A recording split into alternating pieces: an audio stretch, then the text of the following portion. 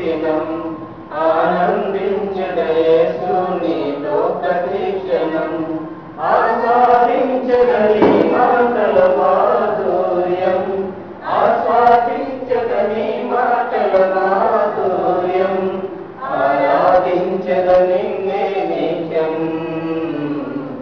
ఆరాధించదని నిత్యం ఆనందించదయేసు నీలో ప్రతి దినం ఆనందించదయేసు నీలో ప్రతి క్షణం నీ సన్నిధిలో ప్రతి ఉదయం ఆనందించదని మధుర స్వరం నీ సన్నిధిలో ప్రతి ఉదయం ఆనందించదని మధుర స్వరం అరుణోదయమున నీ సహవాసం అరుణోదయమున నీ సహవాసం నింపును నాలో నూతన దయం నింపును నాలో నూతన దయం ఆరంభించదయేసు నీలో ప్రతి దినం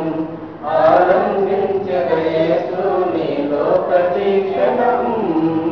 హల్లెలూయా. 127 కీర్తన మనం చదువుకుందాం.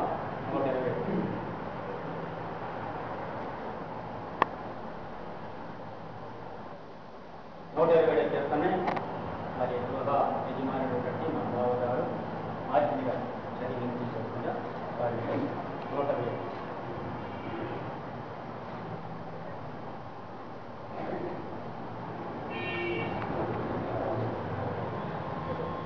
యెహోవా ఇల్లు కట్టించిన ఎడల దాని కట్టువారు ప్రయాస వ్యర్థమే.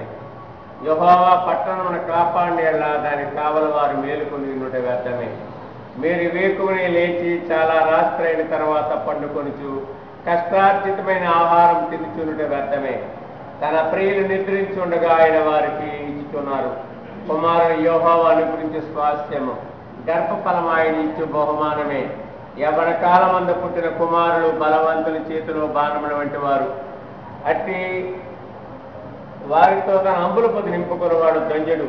అట్టి వారు సిగ్గుపడక గుమ్మములో తన విరోధులతో వాదించును. ఇది క్రీస్తు సువిశేషము.